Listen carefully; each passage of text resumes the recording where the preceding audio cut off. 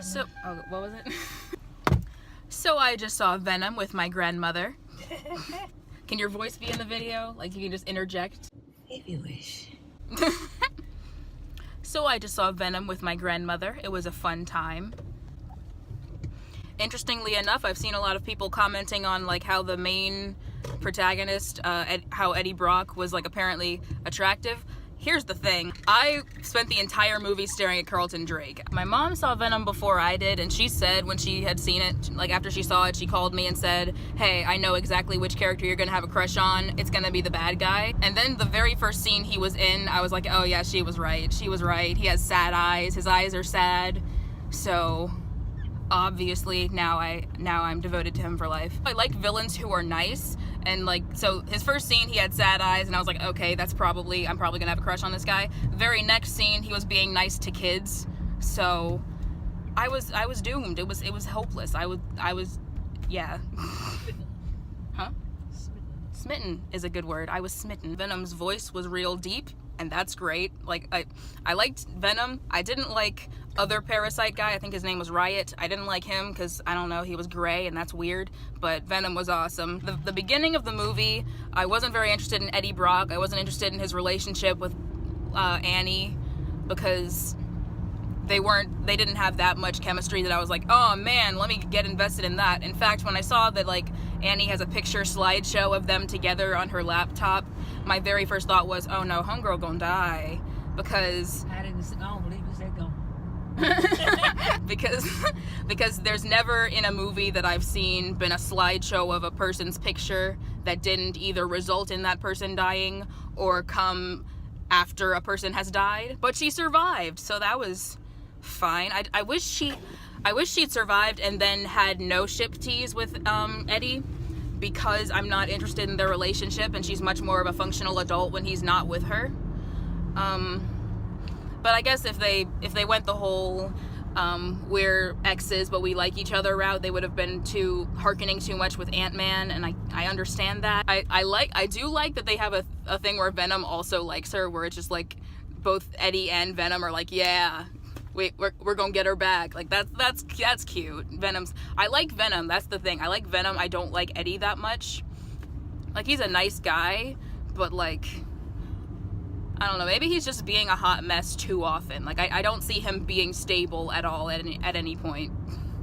He's just constantly falling over himself, and then Venom shows up and he's like, I'm going to make us awesome, and it's like, cool, great, do things competently, that's wonderful. One flaw of the movie, I would say, is that some scenes went too long, like, because the action scenes from when he first gets Venom, the way those service the plot is, one, by being exciting and awesome, like showing us that Venom can do cool stuff, and two, it advances the whole, now the bad guy knows, well, now Carlton Drake knows that Eddie has Venom, so it establishes Venom's capabilities, and it kind of advances the relation between the protagonist and the antagonist. The problem is it went so long that both of those things became redundant. I feel like at the point where they were on the motorcycle driving towards the dead end, and he's like, it's a dead end, and Venom's like, not for us, and they jump over it.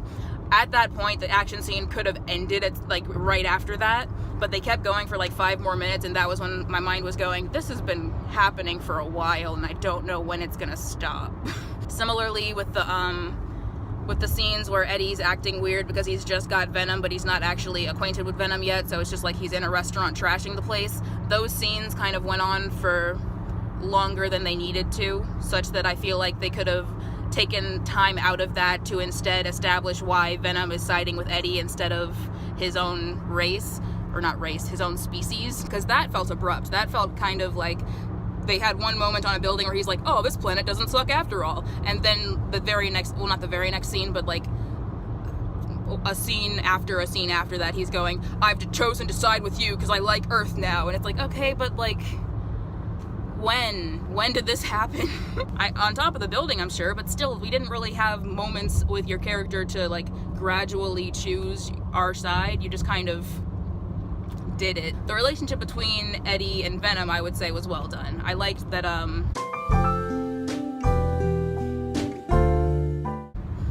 they had like cute dialogue with each other when when something was flying at the motorcycle and Venom got them out of the way and Eddie went, thank you, and he's like, you are welcome. That was cute. Climbing the building where Venom's like, you want up? Why didn't you ask? And just, climbed the building. Great. The whole Venom not liking being called a parasite. That's cute. That's great. So Eddie's relationship with Venom was done well. Venom's relationship with Earth and mankind, I feel, could have been handled better. It could be that. Suggestions. Huh?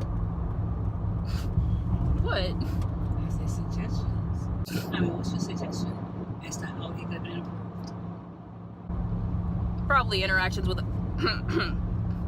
Probably through interactions with other humans, like if they'd had him interacting with someone besides Eddie, so it's like, oh, not only do I like this human, I also have like grown to respect humanity in general. Even like animals, if he was just like, oh, I like squirrels, therefore I'm going to not destroy the planet. Just something to kind of generalize that more to where it's not just I like Eddie, so I'm siding with humanity. I don't know. Annie's significant other, Dan, the doctor, he was chill.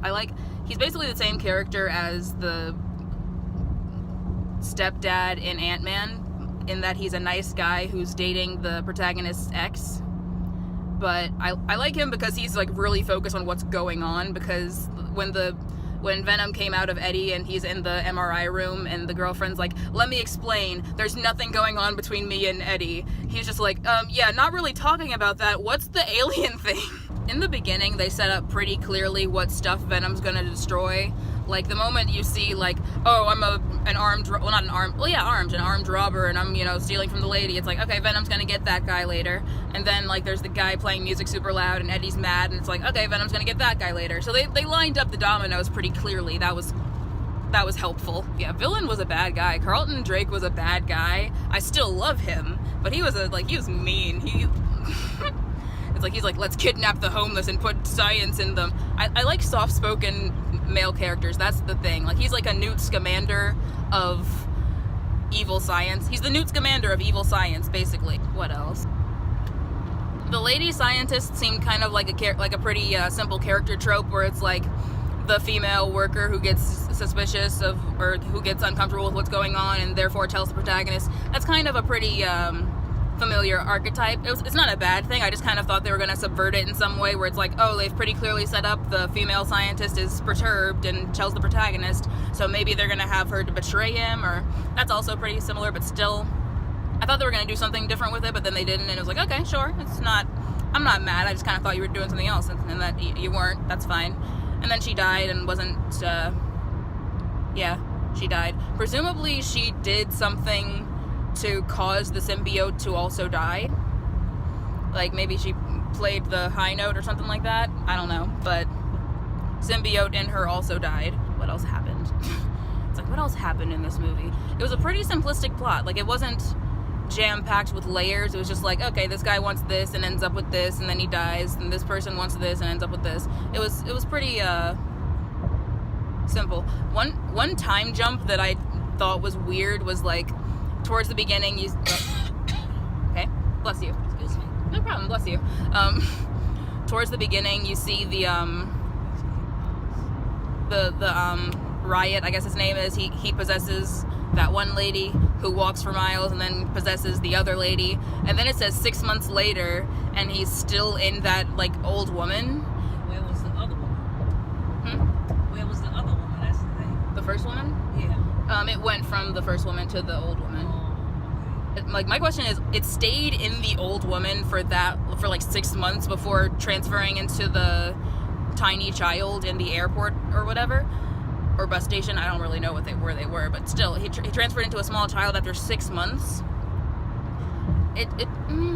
First of all, a small child seems like a weird choice, just because on a logistics level, unattended minors get questioned a lot more often than just regular adult people, so why not transfer into like an adult who won't be questioned for being by herself in various places? I guess just because the movie wanted a creepy child, and sure, creepy children are fun. That's fun. Apparently the critics didn't like this movie. I don't know why. It was pretty like regular. Or not like regular. There wasn't anything glaringly wrong about it. Well, one stupid thing though, like pretty much The only particularly stupid thing in the entire movie is that they took Eddie from the building and into the woods to kill him, which makes zero sense because first of all, they've been only killing people in that building all movie. They have no problems killing people in their building, so why do they have to like remove him to a remote location nowhere? They took 3 people with guns and yet none of them used their guns and let him talk for a period of time. Like that, they really went out of their way to not kill him so that Venom could save him. That was pretty stupid. That didn't make much sense, but the movie had to have it so that Venom could save him, and I guess they chose to do it in a pretty incoherent way. On the whole, it was fine though, it's, fine characters, fine storyline. I didn't see the end credit scenes. Do you have any thoughts on the movie? It's predictable. Grandmother said it's predictable. It was pretty predictable, yeah.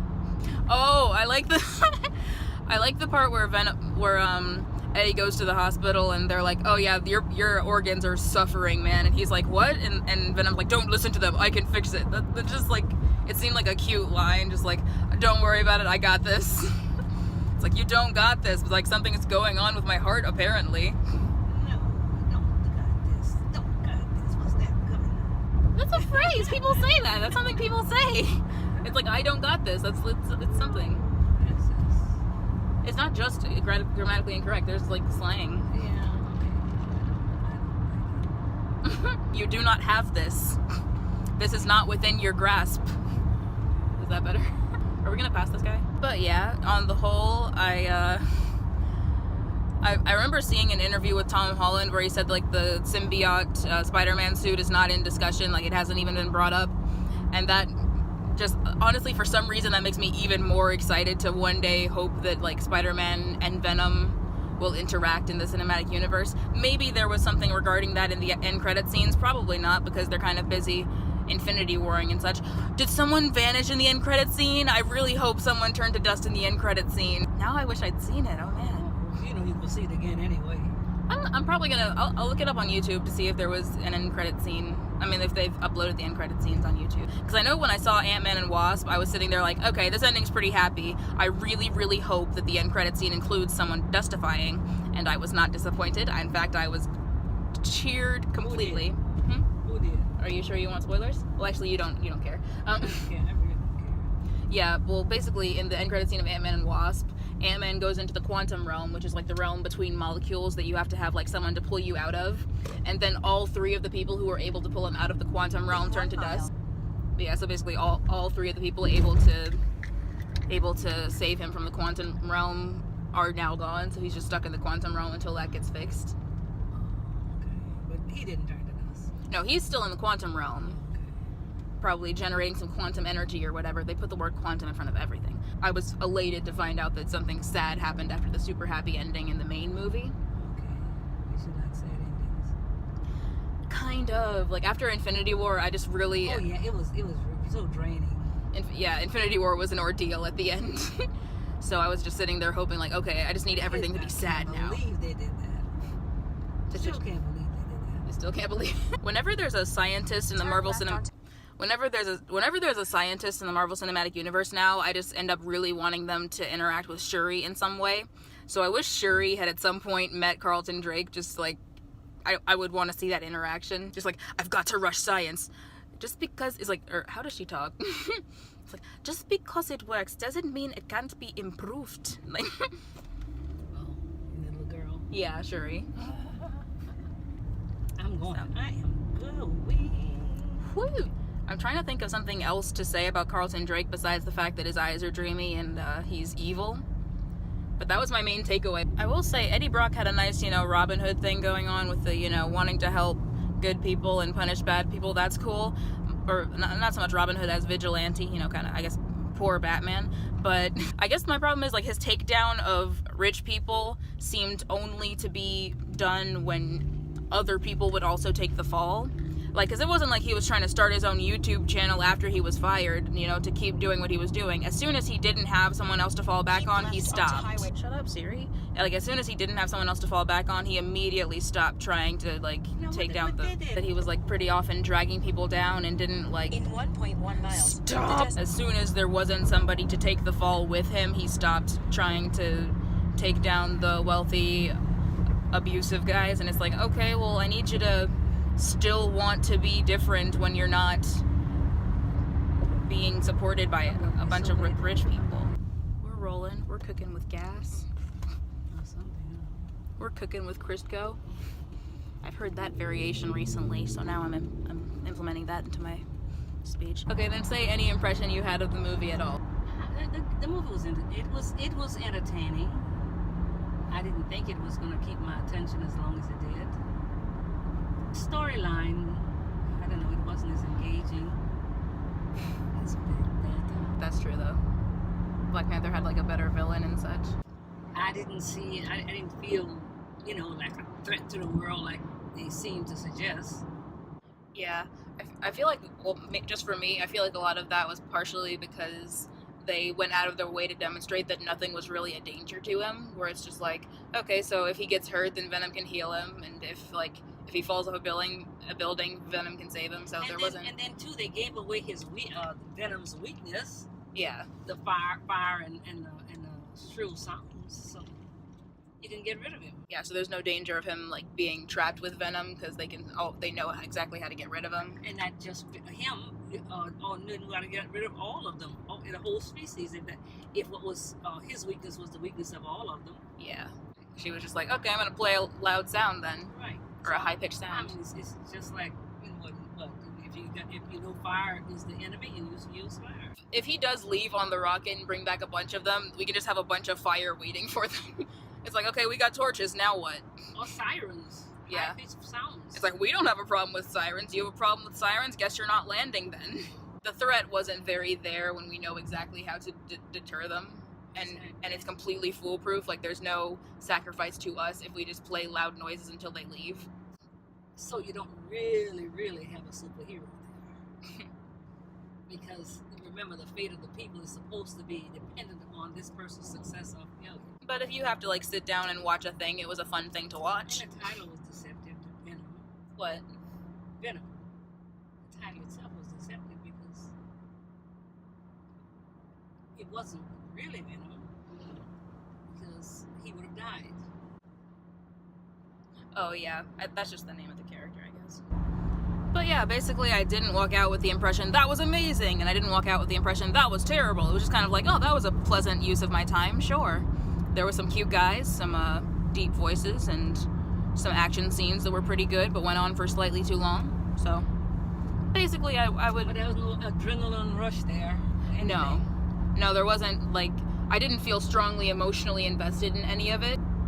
Yeah, there wasn't a lot of, like, edge of the seat stuff, but there was still things that I looked at and was pleased by. Like, oh, that's cool.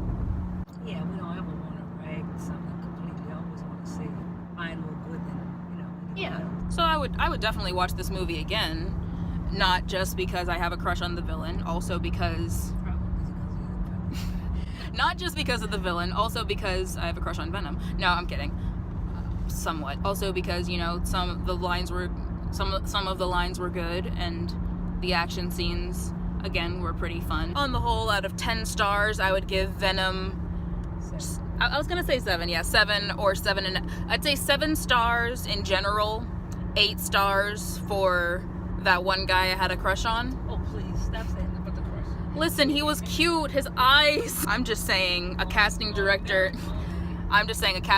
looked at that guy and said, we're casting him, and I'm saying to that casting director, you couldn't have done better. I love you specifically, casting director, because thank you for allowing me to look at that man for over an hour. I think that's an adequate summation, 7 stars, good cast. Not too keen on, well, I don't dislike Tom Hardy, I just don't think he's drop dead gorgeous. Venom's voice is deep. I'm not talking about, like, I'm just saying a lot of people were like, oh, Tom Hardy's so hot. And I'm like, really? Okay, sure. Enjoy Tom Hardy, guys. I'm there for whatever the name is of that actor. But yeah, all the acting was good. I was never at any point like, whoa, what was that line delivery? I don't think. I had to wait the entire movie for that, like a turd in the wind line. They kept me on pins and needles for that one. But that's the end of the video, so have a great day. Take care of yourselves, drink some water, get some exercise, Love you guys, and I'll see you in the next video. Like you do. Yes, like all the exercise I do. And I'll see you in the next video, except I won't personally see you. You'll see me in the next video. Love you, bye! I really like the lighting. I feel like my skin tone looks really good in this lighting. But that's neither here nor there. Glad that you're pleased with yourself. So what,